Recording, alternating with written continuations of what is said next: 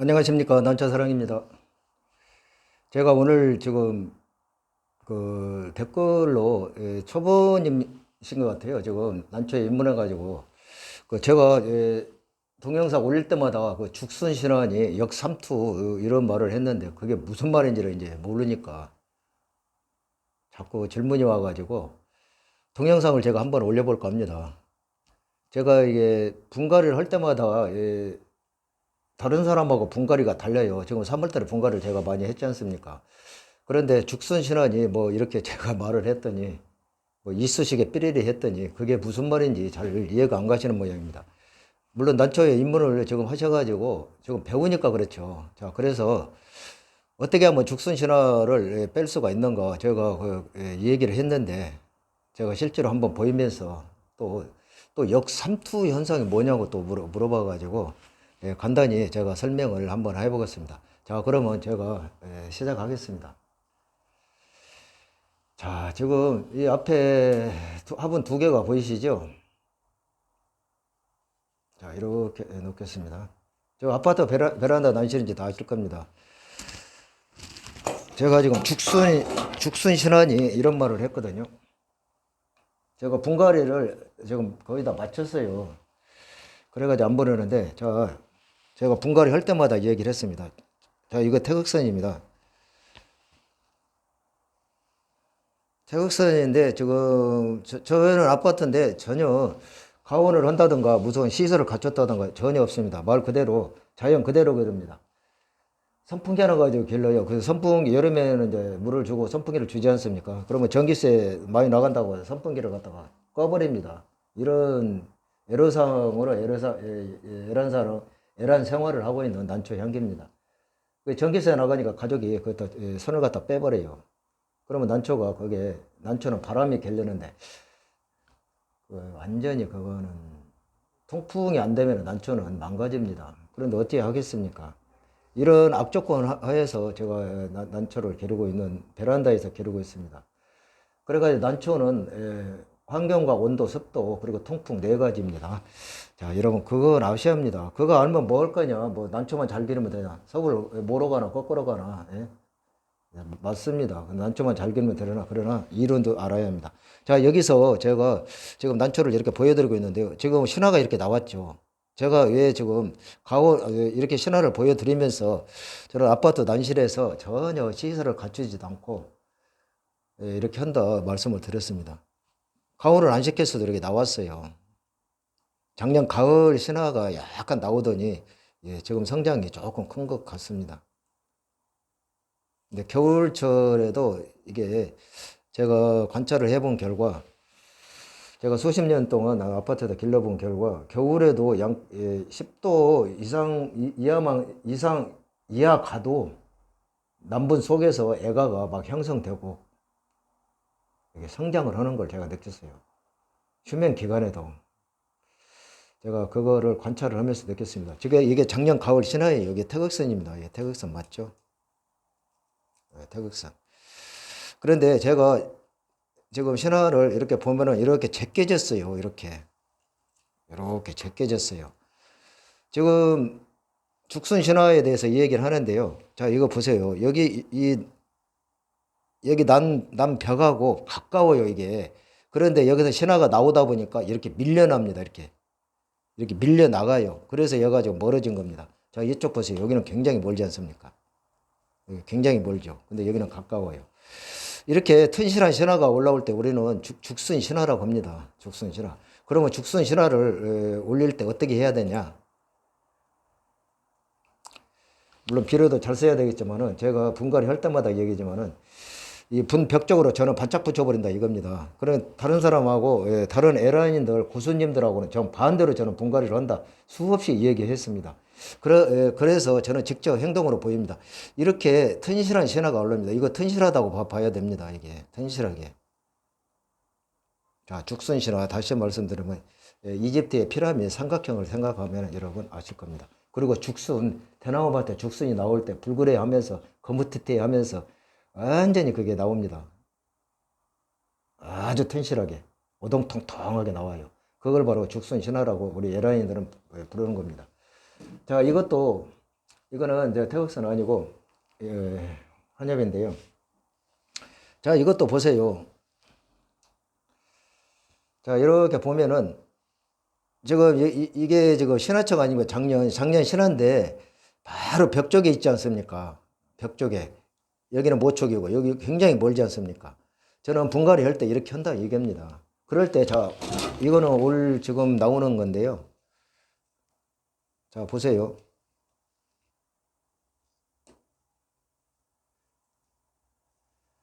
숫소 부살이 그 뿔 나오듯이 지금 나오고 있어요. 자, 여기 보세요. 아주 왕자마처럼 나오죠. 이게 바로 죽순신화라고 합니다. 이 튼실한 신화가 올라온다 그 얘기예요. 예, 초보자님 예, 댓글 주신 분 아시겠죠? 자, 이거 보세요. 바로 분하고 벽 쪽에 바로 있다. 이렇게 했을 때 이런 튼실한 신화가 올라온다 얘기입니다. 여러분 튼실한 신화가 올라왔을 때 기분 좋습니까? 안 좋습니까? 좋죠? 이쑤시개 삐리리라고 하지 않습니까? 그거 제일 싫어하는 거예요. 에란이들 제일 싫어합니다. 그거는 크다가도 자기가 스스로 그냥 물로 빠져가지고 쏙 빠져버립니다. 이렇게 올라와야 된다. 그럼 어떻게 하느냐? 분하고 바로 벽 쪽에 있지 않습니까? 분갈이 할 때. 다른 사람은 이게 신화 쪽을 여기 아주 공간을 이렇게 많이 두는데 저는 반대로 한다 그 얘기입니다. 그거를 분갈이 제 그 동영상을 한번 보세요. 분갈이 하는 것마다 제가 수없이 얘기한 바 있습니다. 자, 이렇게 해서 이게 죽순 신화입니다. 이렇게. 그러면 죽순 신화 올 때 가을철에 또 우리가 여름 지나고 또 쳐서 말복 쳐서 지났을 때 쳐서 지나면 절기상으로 가을이라고 합니다. 그때 지금 제가 이렇게 저 난석을 허적거렸지 않습니까? 이래 하면서 신화가 지금 이게 죽순 신화식으로 나왔지 않습니까? 이것이 이제 신화가 이렇게 크겠죠. 이렇게 막 크겠죠. 그러면은 밸브 살찌우기가 가을철에 쳐서 그때 절기상으로 지금 가을이라고 하죠. 절기상으로는. 그때는 가을 햇살입니다. 여름 햇살하고 완전히 다릅니다. 그때 이렇게 포근한 햇살을 줘가지고 밸브 살찌기가 들어갑니다. 그럴 때 밸브가 오동통통 해가지고 했을 때 이렇게 죽순 신화로 뽑을 수가 있다. 그러면서 바로 북쪽에 이렇게 붙였죠. 실제로 보셨죠? 이렇게 보세요. 벽 쪽에 있지 않습니까? 자, 그러면 이제 죽순 신화에 대해서는 이 정도 설명했으면은 자, 어느 정도 저 감을 잡으셨을 줄 압니다. 자, 이해가 가셨죠? 이것도 지금 여기 이만큼 있었어요. 있었는데 이게 나오면서 제껴지면서 이 촉들을 밀어냅니다. 저쪽으로 신화가 밀어내요. 저쪽으로 막 밀어 이쪽으로 막. 그러니까 이렇게 적게졌어요. 이렇게 반듯 안 오고. 그런 현상을 많이 보실 겁니다. 난초를 배양을 하다 보면. 자, 그러면 또 역삼투 현상에 두 가지 질문이 왔어요. 제가 쏙 좀 설명해주고 동영상 올릴 때마다 올릴 때 얘기했는데 전혀 그게 무슨 말인지 모른다. 자, 그러면 이게 낙소분입니다. 낙소분. 예, 플라스틱 분도 마찬가지지만은 특히 낙소분입니다. 낙소분이 우리가 숨을 쉰다고 하지 않습니까? 이제 숨 쉰다는 얘기는 통풍이 잘 된다 그 얘기입니다. 시비 댓글 다시 마시고요. 무슨 낙소분이 숨 쉬냐 또 자, 골치 아파요. 아이고 내가 댓글에 아주 그 시비 댓글에 아주 그래가지고 낙소분이 이렇게 숨을 쉰다고 하지 않습니까? 우리가 온기 같은 것도 그러면은 물을 지금 역삼투 현상에 대해서 지금 얘기를 하고 있습니다. 아까는 지금 죽순 신화에 대해서 얘기했고 어떻게 하면 죽순 신화가 나왔고 얘기했고 역삼투 현상이란 거는 뭘 보고 역삼투 현상이냐 그걸 자꾸 궁금해가지고 아까 말씀드렸지만 초보님이신가 봐요. 꼭 좀 동영상 올려달라 해서 올리는데요. 자, 이렇게 지금 바짝 붙였지 않습니까? 그럼 뿌리가 바로 여기에 있어요. 벽 쪽에 바로 붙습니다. 이게 막 붙어요. 오히려 북쪽으로 옵니다. 이게 햇볕을 이쪽으로 주면 햇볕 따라 식물은 뿌리가 가기 때문에 잎도 마찬가지지만 그런데 역삼투 현상은 왜 어떤 때 일어나냐면은 물을 안 줄 때 일어납니다. 물을 안 줄 때. 안 줄 때 우리 난초 뿌리가 지금 여기 보이시죠? 여기 보이지 않습니까? 그러면 물을 주면 물이 탱탱해집니다. 바닷물이 빠졌다 들어왔다 하던 식으로 이게 뿌리가 커졌다 탱탱해졌다 줄어들었다 그런다 그 얘기입니다. 그러면 물을 안 주면 얘가 쭈글쭈글 해가지고 물이 이게 작아져요. 물을 주면은 딱 여기 오므라들고. 그러면 이게 물주머니라고 합니다. 이게 물주머니. 그래서 우리 난초는 고등식물이라고 하지 않습니까? 며칠 물을 안 줘도 살아요. 그리고 난뿌리를 삐득삐득 말려도 죽지는 않아요. 거기다 다시 물 주면 상생이 살아나고. 그런데 너무 물을 안 줬을 때 이 변 북쪽에 뿌리가 있는 것이 물을 안 주면은 그 화분에서 난초 뿌리에 있는 수분을 다 빨아가 버린다 이겁니다.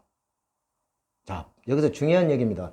여기서 빨아가 버린다 이겁니다. 이게 난초 뿌리에 있는 수분, 그래도 조금 뿌리에 지금 물을 머금고 수분을 머금고 있습니다. 그런데 오히려 아까 여기 낙서본 숨을 쉰다고 했죠. 통풍이 잘 되니까 자꾸 여기서 이제 뿌리에 조금 미세하게 나와 있는 습도를 갖다가 다 빨아버린다 이겁니다.